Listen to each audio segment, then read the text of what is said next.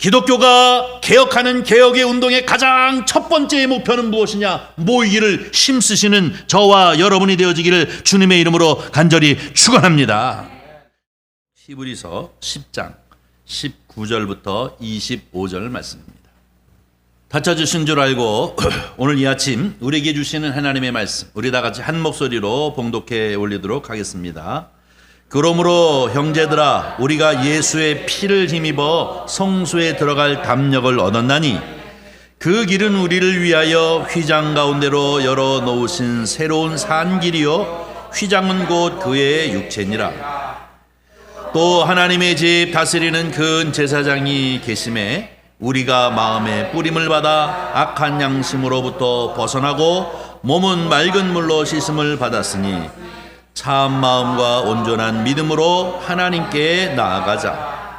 또 약속하신 이는 미쁘시니 우리가 믿는 도리의 소망을 움직이지 말며 굳게 잡고 서로 돌아보아 사랑과 선행을 격려하며 모이기를 패하는 어떤 사람들의 습관과 같이 하지 말고 오직 권하여 그 날이 가까움을 볼수록 더욱 그리하자. 아멘. 오늘 우리에게 주신 하나님의 말씀을 통해서 함께 은혜를 나눌 제목은 함께 모여 예배합시다 입니다. 저를 한번 따라해 주세요. 함께 모여 예배합시다. 함께 모여 예배합시다. 한 번만 더 할까요? 함께 모여 예배합시다. 함께 모여 예배합시다. 우리가 설교를 하면서 이렇게 제목을 제가 앞에 하면 여러분 따라하고 이게 참 좋게 보였나 봐요. 어느 교회에서는 안 하다가 요즘 하더라고요. 함께 모여 예배하는 성도님들이 되시기를 주님의 이름으로 간절히 축원합니다. 뭐 함께 모여서 예배하지 뭐 이런 생각을 하게 되어지는데, 그러나 이 함께 모여 예배한다는 의미가 어떤 의미인지 오늘 본문 말씀을 통해서 우리에게 주시는 이 하나님의 음성에 귀 기울이고 여러분 많은 은혜를 받으시기를 바랍니다. 자, 오늘은 7월 첫 주입니다. 한 해를 살아가는 중에 반은 살았고 이제 반이 남아 있습니다. 다시 한번 이 7월을 맞이해서 우리의 마음을 다잡고 정말로 열심히 하나님의 말씀에 귀 기울일 뿐만 아니라 하나님의 은혜에 충만하고 더 나아가서 우리에게 주어진 일들을 위해 최선을 다하며 살아가는 저와 여러분이 되기를 주의 이름으로 간절히 축원합니다. 성령 충만하십시오. 은혜가 넘치십시오. 하시는 모든 일들이 형통의 은혜가 있기를 예수 그리스도의 이름으로 축복합니다. 그래서 2021년 모든 것을 마무리할 그때쯤 하나님이 7월부터 역사하셨네 하고 이렇게 간증하시기를 바랍니다. 요즘 보면은 여러분 이 분위기가 정치 분위기가 어떤 분위기입니까? 이제 대선 전국으로 가는 분위기가 됐는데 이렇게 매 대선을 치를 때마다 항상 대두되어지는 것이 개혁입니다. 개혁. 어떻게 우리가 또 개혁해야 하느냐. 변하지 아니하면 우리 죽는다. 뭐 그런 얘기를 참 많이 하게 되어지는데요. 우리 기독교도 개혁이 있습니다. 그래서 우리 교회는 개혁주의에 속하여 있는 교회입니다. Reformed Church. 그래가지고 개혁주의 신앙을 바탕으로 하고 있습니다. 근데 여러분 이 개혁을 해야 되는데 기준이 있어야 되지 않습니까? 어디를 기준으로 우리는 항상 변해야 하느냐? 이것은 너무나도 간단합니다. 우리 이 개신교회는 가장 개혁하는 기준이 어디냐면 초대교회입니다. 그래서 초대교회로 돌아가자라는 얘기하는데 그 초대교회가 가장 모범적인 것이기 때문에 한참 동안 세월을 이렇게 살다 보다 우리가 많이 흘러내려서 엉뚱한 데로 좀 가 있네. 그러면 그 엉뚱한 부분을 다시 한번 돌이키기 위해서 기준을 찾아야 하는데 그 기준이 어디냐? 바로 초대교회인 줄 믿습니다. 초대교회가 어떤 때예요? 1세기. 예수 그리스도와 예수 그리스도의 12 제자가 있었던 그때에는 어떻게 했었는가? 그때에는 어떻게 예배드렸었는가? 그때에는 성도들이 어떤 삶을 살았었는가? 하는 것들을 우리가 말씀을 통해서 돌아보며 우리는 자꾸 그리로 또 돌아가기를 위해서 힘쓰는 것이 바로 개혁교회, 다시 말해서 믿음을 회복하는 기준점이 되어지는 줄 믿습니다. 우리는 2021년 새해를 맞이하면서 시작했지만 여러분이 잘 아는 코로나로 인해서 별로 그렇게 멈춰서 있는 듯한 기분 때문에 기지개를 피지 못했습니다. 그런데 7월부터는 좀 달라질 줄 믿습니다. 여러분 7월부터 기지개를 확 피고 마지막 이 6개월 동안 정말로 초대교회 성령 충만한 이 초대교회 성도들처럼 저와 여러분은 우리의 심령이 회복되어져서 하나님의 놀라운 역사, 그 은혜를 힘입는 저와 여러분이 되기를 주의 이름으로 간절히 축원합니다. 축원합니다. 네, 아멘 하시는 분들 성령 충만하시기를 바랍니다. 초대교회는 어떠했는가 하는 것을 먼저 참 보려고 합니다. 초대교회는 이제 장소를 가리지 아니하고 모이기를 힘쓰는 형태였구나 하는 것을 사도행전을 통해서 우리가 볼 수가 있습니다. 초대교회 성도님들은 열심히 모였구나 하는 것을 우리가 깨닫게 되어지는데요. 장소를 가리지 않았습니다. 어디든지. 성경 사도행전을 보니까 뭐라고 얘기합니까? 성전에서도 모였고 또 회당에서도 열심히 모여서 이제 예배했던 것을 봅니다. 그런가 하면 상당히 많이 모였던 것이 가정입니다. 이 가정 저 가정에서 10명이 10명, 20명이 20명 이렇게 모여가지고 찬양하고 기도하고 말씀 보고 그러면서 열심히 모여서 이제 하나님 앞에 예배했던 것을 봅니다. 솔로몬 행각에서도 이제 전도하면서 예배했던 것입니다. 그래서 그때 하나님 역사하셔서 3,000명, 5,000명씩 회개하는 역사도 있었음을 볼 수 있습니다. 뿐만 아니라 이제 이 서신서를 보면 강가에서도 모였던 것 같아요. 왜 강가에서 모였을까? 지금은 이 주택 사이즈가 크지만 그때는 뭐 주택 사이즈가 방 한 칸, 뭐 부엌 한 칸 이런 형태로 되어져 있기 때문에 많이 모일 수가 없잖아요. 그래서 좀 더 모일 수 있는 장소가 이 강가였기 때문에 강 옆에서 이제 모여가지고 하나님을 찬양하며 예배했던 것을 볼 수가 있습니다. 좀 더 지나서 이 로마 황제들이 막 기독교인들을 박해할 때는 무덤, 카타콤에서도 모여서 열심히 하나님을 찬양하고 예배했던 것을 볼 수가 있습니다. 그런가 하면 안식일에도 모였고 또 부활의 아침인 이 주일 아침에도 모였고 매일매일 모였고 시간이 되는 대로 틈나는 대로 계속해서 모이고 또 모이고 하는 이 모임을 계속했던 것을 볼 수 있습니다. 그러면 초대교회 성도들의 가장 특징은 뭡니까? 모이기에 힘쓰는 성도였음을 믿습니다. 모이기에 힘쓰는 성도. 이것이 초대교회 성도들의 이제 가장 중요한 특징 중에 하나였습니다. 그들은 자주 모였습니다. 함께 했습니다. 모일 때마다 이제 하나님의 은혜가 있기를 갈망하면서 모였습니다. 그래서 그들이 가장 중요하게 여기는 것은 모임을 가장 중요하게 모였습니다. 특별한 장소가 의미가 아니라 또 특별한 날이 중요한 것이 아니라 예수 그리스도의 이름으로 성도들이 두세 사람이 함께 모이는데 그들의 의의가 있고 그것을 중히 여겼다는 것을 우리에게 가르쳐주고 있습니다. 사랑하는 성도 여러분, 저와 여러분도 모이기를 힘쓰시는 저와 여러분이 되기를 주님의 이름으로 간절히 축원합니다. 오늘 본문 말씀도 있잖아요. 25절 말씀, 마지막 부분의 말씀 한번 읽어볼까요? 25절. 자, 읽습니다. 시작. 모이기를 패하는 어떤 사람들의 습관과 같이 하지 말고 오직 권하여 그 날이 가까움을 볼수록 더욱 그리하자. 아멘. 그 날이 가까움. 그 날은 어떤 날일까요? 그 날은 어떤 날일까요? 예수님이 재림하시겠다고 약속하셨는데 그 재림의 날이 가까우면 가까울수록 더 어떻게 하라는 거예요? 더욱 모이기를. 아멘. 말씀의 은사들을 받으셔가지고 성경을 해석하는 능력이 대단하십니다.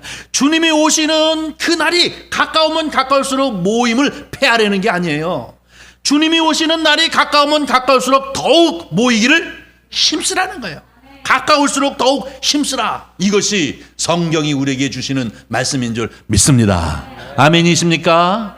아멘이십니까? 세상은 그런데 그렇지 않아요. 세상은 너무너무 바쁘잖아요.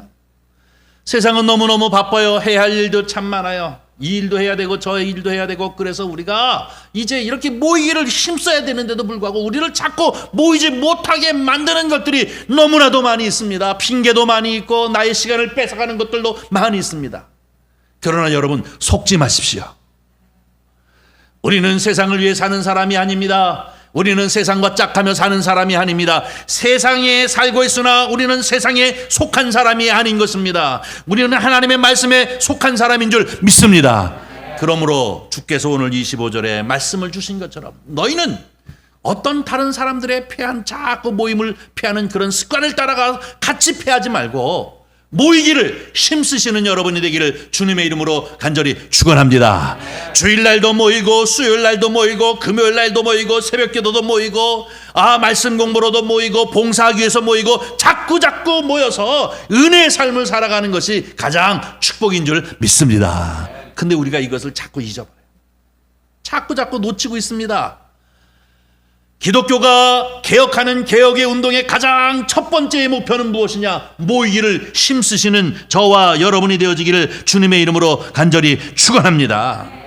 공동체가 계속 장소, 멋있고 의리의리한 교회의 장소, 어느 특정한 날 이것이 기독교에 있어서 큰 의미가 있는 것이 아니라 초대교회의 가장 특징은 그들이 공동체성을 가지고 자꾸 모이며 하나님의 말씀을 서로 나누며 함께 모이면 기도하고 함께 모여서 찬양하고 함께 모여서 주님의 은혜를 생각하면서 선한 영향력을 끼칠 수 있도록 주의 복음을 전하고 그리고 섬기고 받들고 하는 일들을 감당했던 것이 초대교회 성도들의 특징인 줄 우리는 분명히 믿습니다. 이 은혜가 우리 선한 이웃교회에 있기를 주의 이름으로 간절히 축원합니다. 아니 성도님들 마음 가운데 역사하시기를 주님의 이름으로 간절히 축원합니다. 이것이 우리의 사는 일입니다. 이것이 교회가 부흥하는 일이요, 이것이 교회가 살 길이요, 이것이 바로 교회가 힘 있는 교회가 되어지는 길인 줄 믿습니다. 근데 세상에 이런 일 저런 일에 자꾸 빠져가지고 모이는 것이 자꾸 패해지고 다른 방법이나 다른 수단을 택하려고 할 그때에 우리는 점점 무기력에 빠지게 되고, 이름은 있어서 문의는 교회이고 문의는 크리스찬이나 사실상 힘이 하나도 없게 되어진다는 것입니다. 저와 여러분은 영적으로 축복받기 위해서는 모이기를 힘쓰는 초대 교회와 같이 이 모이는 것을 피하지 마니고 주님이 오시는 날이 더욱 가까우면 가까울수록 더욱 열심히 모이시는 은혜가 있기를 주님의 이름으로 간절히 축원합니다. 두 번째, 초대 교회의 이제 아주 중요한 특성은 무엇입니까? 구약이 우리에게 주신 이 구약 성경을 예수님이 가르쳐 주시는 그 말씀으로 재해석하는 능력을 가졌어요.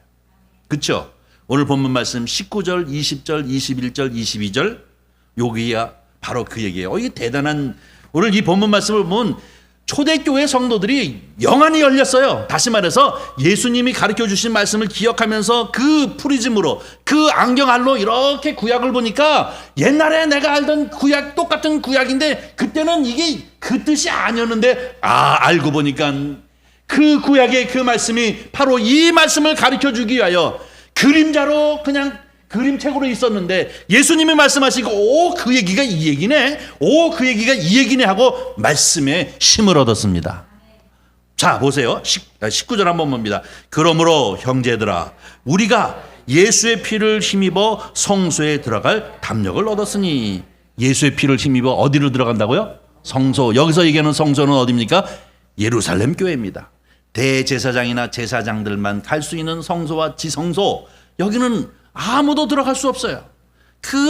그냥 죽어버릴 수밖에 없는 데예요. 그런데 예수 그리스도께서 십자가에서 피 흘리신 것은 어느 누구를 막론하고 예수의 피를 가지고 어디를 들어갈 수 있다고요? 성소에 들어갈 수 있게끔 했다는 얘기 아닙니까? 성소에 들어갈 담력을 우리가 갖게 되었다.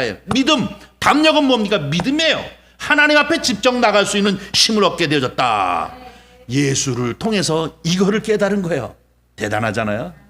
우리는 2000년 후에 깨달았는데 2000년 전에 깨달았으니 얼마나 대단해요.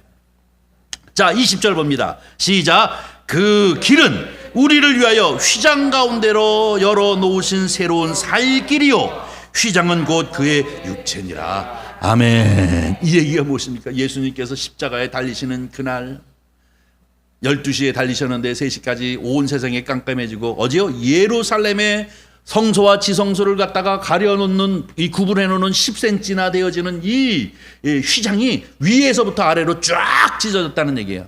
그래서 아무나 들어갈 수 없고 1년에 한 번씩 대제사장만 들어가는 지성소가 확 열려버렸다는 얘기 아닙니까? 근데 이것이 뭐예요? 아, 그 휘장이 예수님의 육체구나. 예수님이 죽으심으로 성소, 지성소와 성소와의 차이가 없이 누구로와 막론하고 예수 그리스도의 피로 담대하게 하나님 보좌 앞에 나가 예배할 수 있는 예배자가 다 되었다는 얘기예요. 다 대제사장이 되어졌다는 얘기입니다. 아, 이 말씀을 바로 깨달은 것이 22절이에요. 그 다음에 23절 보겠습니다. 또 읽습니다. 시작. 또 약속하신 이는 미쁘시니 우리가 믿는 도의 소망을 움직이지 말고 굳게 잡고. 제 23절, 24절, 25절은 이제서부터 내가 할 일인데요. 초대교회 성도들은 모이기를 힘썼고 초대교회 성도들은 바로 말씀의 은혜를 받은 사람들입니다. 바로 예수님께서 가르쳐 주신 그 말씀을 기억하면서 그 말씀의 안경을 통해서 구약을 보니까 아, 이 얘기가 이 얘기네. 이 얘기가 이 얘기네. 6월절이 무슨 의미인가? 그리고 제사가 무슨 의미인가? 하는 것들을 깨닫고 너무나도 은혜가 넘치고 신바람이 났던 사람들이 바로 누구냐? 초대교회 성도인 줄 믿습니다.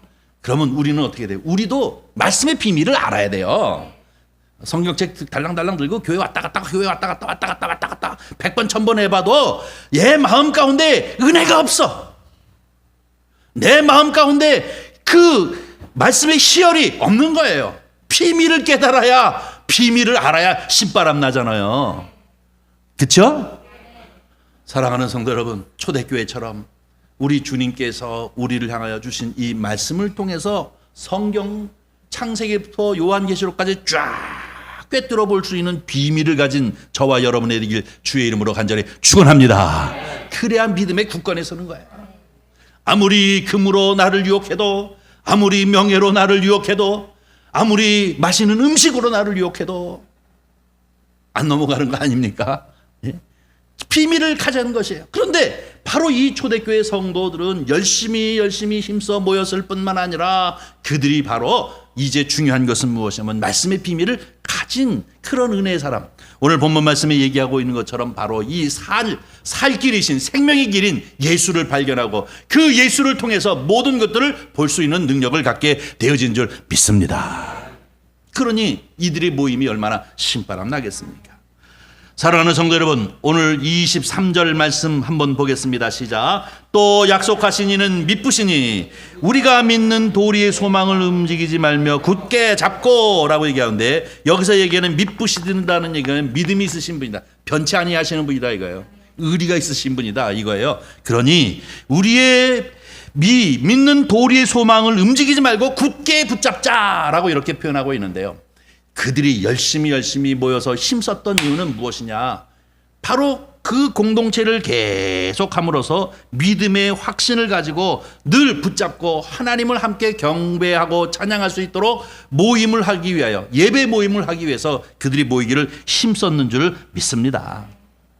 만약에 예수 믿는 사람이 엄마 아버지로부터 모태신앙의 신앙을 가지고 내가 예수 그리스도를 믿었는데 그 사람이 예수 그리스도를 믿고 그리고 난 다음에 교회를 갖다 평생 한 번도 가보질 않았어요.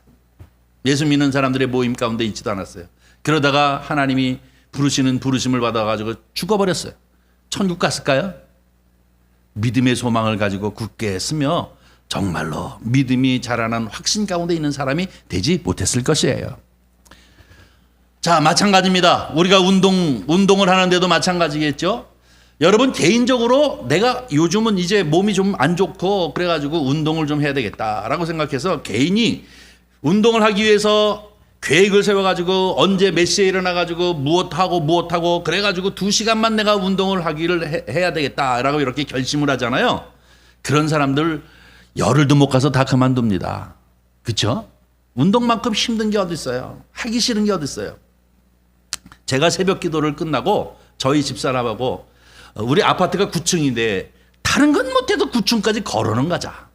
그래가지고 매일마다 9층까지 걸어 올라가요. 그런데 가끔 가다가 집사님이나 권사님들이 목사님 이거 좀 들어보세요, 드셔보세요. 그리고 쇼핑백에다가 뭐 조금 주신단 말입니다. 그거 얼마나 가벼워요. 1kg도 안 되고 한 500g 되잖아요. 그런데 문제는 이게요. 아파트 딱 가면 요게 문제가 되는 거예요. 야, 무거운 거 있으니까 우리 이번에 타고 가자. 에? 엘리베이터 타고 올라가자. 이게 참 나를 힘들게 해요. 하고 9층까지 올라가는 것보다는 요 핑계가 있어가지고 엘리베이터 타고 쭉 올라가면 얼마나 좋은지 모르겠어요. 그래가지고 앞으로 자꾸 새벽에 이거 뭐 주지 마세요. 어쨌든 이 자기 개인이 그 운동을 해나간다는 것은 100번이면 100번, 1000번이면 1000번 계획하면 다 실패합니다. 그런데 성공하는 비결은 뭡니까? 5명이면 5명, 10명이면 10명 함께 모여가지고 함께 계획해가지고 우리 이렇게 하자 하고 결심하고 운동을 시작하면 다 성공하는 줄 믿습니다. 왜? 가기 싫은 사람이 때로는 있을 때도 전화 걸어서 야, 오늘 만나는 거 알지? 내가 빠지면 저 친구가 나를 얼마나 우습게 볼까? 뭐 이것 때문에 또 나가게 되고 자꾸 그러다 보면 이 사람은 이 사람대로 저 사람은 저 사람대로 서로 견주면서 가만히 보니까 쟤는 알통이 툭 튀어나와 있는데 나는 백날에도 이게 안 나와. 그러니까 또 경쟁심에서 하고 이러다 보면 어떻게 돼요? 그것이 한 달이 되고 2달이 되고 1년이 되고 2년이 되고 그래서 모든 팀들이 다 어떻게 됩니까? 성공하게 되는 줄 믿습니다. 여러분, 이 초대교회 성도들이 모이기를 힘쓴 이유는 무엇이냐?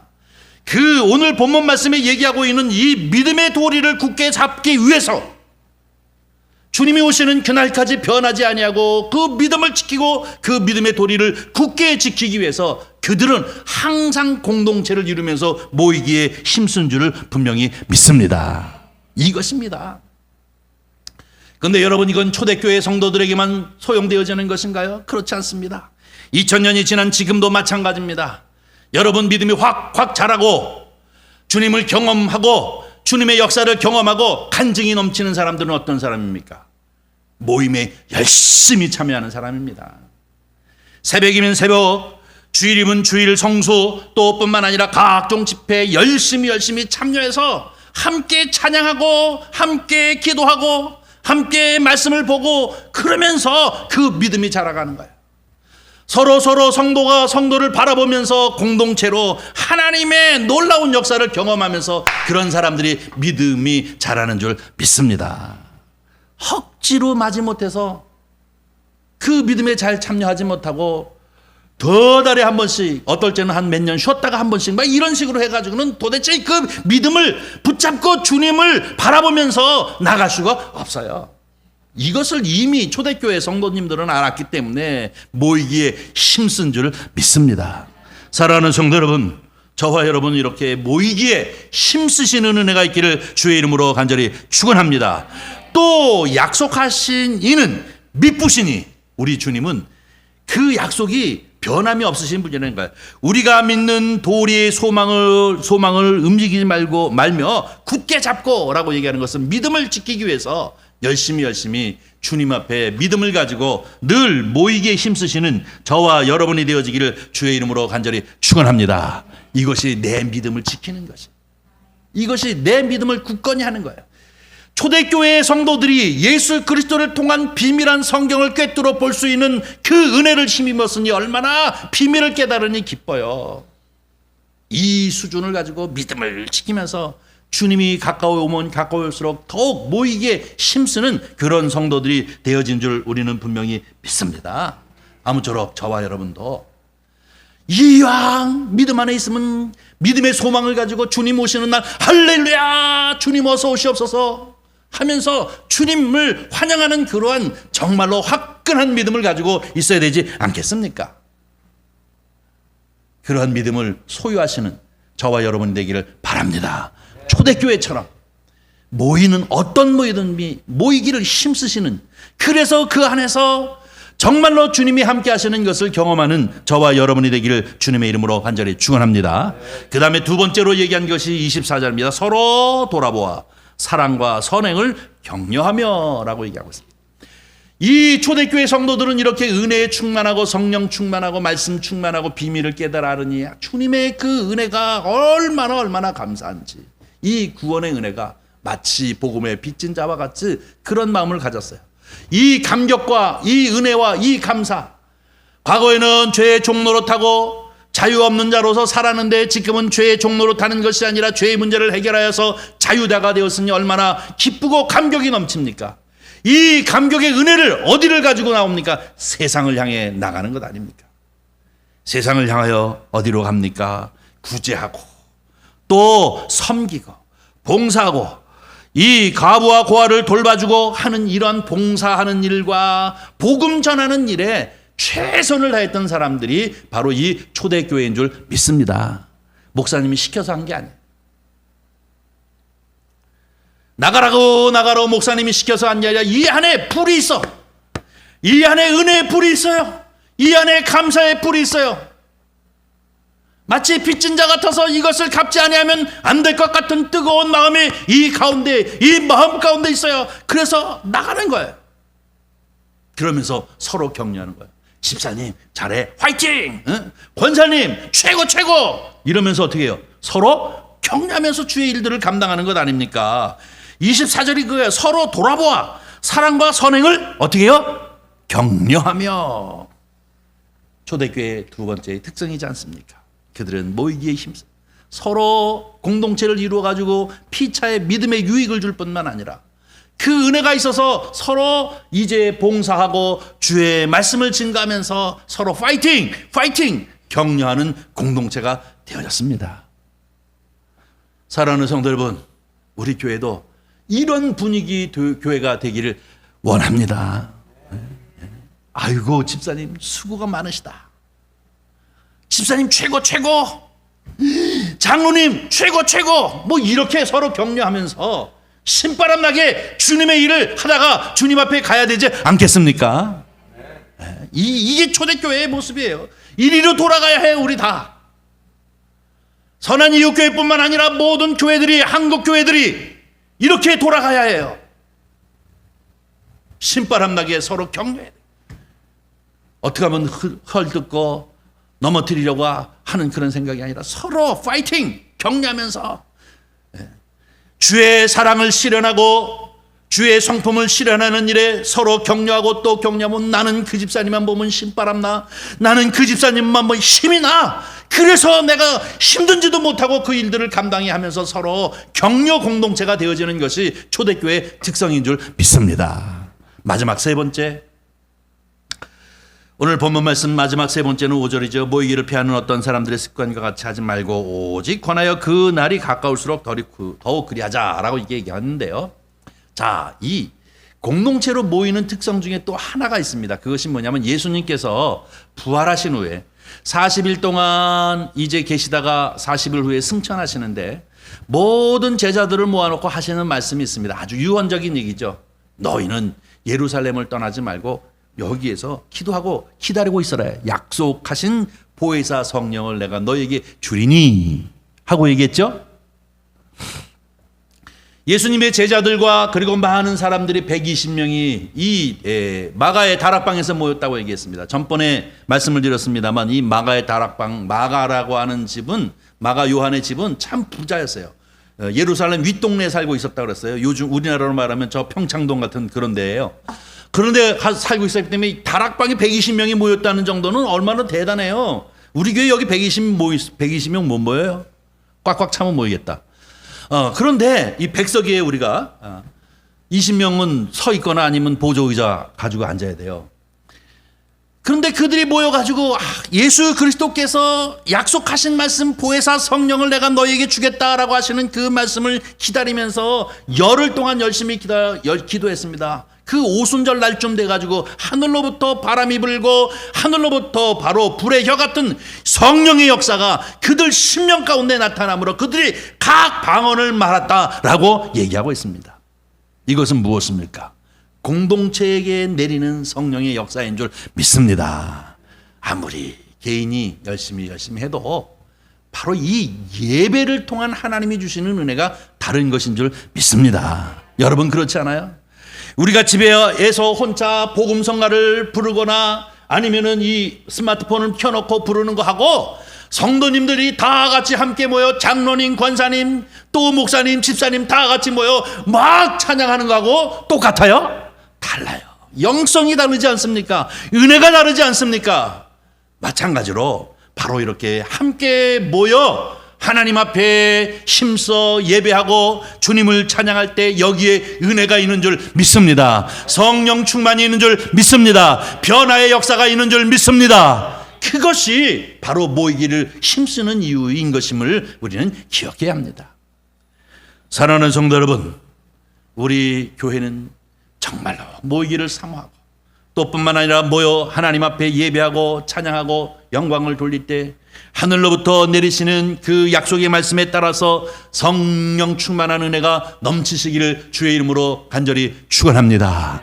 그래서 성령을 통한 체험도 있고 간증도 있고 성령이 형통하게 하시는 은혜도 있고 또 복도 있고 그런 것들을 경험함으로 누가 뭐라고 얘기해도 어떠한 말씀으로 간증하든지 간에 주님이 나와 함께 하심, 주님이 나를 지켜주시는 것을 늘 간증하는 그런 역사가 있기를 주님의 이름으로 간절히 축원합니다. 이것이 바로 함께 모여서 예배하는 예배의 복인 줄 믿습니다. 여러분, 우리가 두세 사람이 주의 이름으로 모여서 함께할 때 내가 너희와 함께하리라 하시는 주님의 음성이 어떤 의미를 말하고 있습니까? 성령이 너희 가운데 임하면 권능을 받는다고 하는 의미가 과연 어떤 의미를 말하고 있습니까? 이 모든 것들은 우리가 모여 함께 주님 앞에 예배할 때 그 현장에서 하나님이 역사하는 역사인 줄 믿습니다. 이런 역사가 우리 교회에 회복되어지고 역사되어질 뿐만 아니라 이것을 통해서 이 교회도 저 교회도 우리 모든 교회들이 바로 이 초대교회로 돌아가 초대교회의 이 특성을 따라서 더욱더욱 주님 오시는 그날을 갈망하면서 이 믿음에 속해서 하나님 앞에 영광을 돌리는 그리고 주님의 은혜 가운데 늘 승리하며 살아가는 저와 여러분이 되어지기를 주님의 이름으로 간절히 축원합니다. 축원합니다. 기도하겠습니다. 자비로우신 아버지 하나님, 주님의 은혜와 사랑을 진심으로 감사합니다. 이 귀하고 귀한 시간 주님 앞에 나와 이렇게 감격의 예배를 드리게 하실 뿐만 아니라 주의 음성을 듣게 하여 주시어 정말로 감사를 드립니다. 이 말씀이 우리에게 생명과 능력 되게 하시고 믿음 되게 하시고 또한 아버지 하나님 변화를 허락하여 주시옵소서. 그래 아버지 하나님 초대교회 성도들이 은혜와 성령으로 충만하고 예수 생명으로 충만한 것처럼 그 능력을 힘입고 살아가는 것처럼 우리 또한 주님 함께하여 주시어서 주님의 은혜로 살아가는 주의 백성 되게 하시고 우리 선한 이웃교회 되게 하시고 한국교회가 되어지도록 회복시켜 주시옵소서. 우리 주 예수님의 이름으로 기도하옵나이다. 아멘.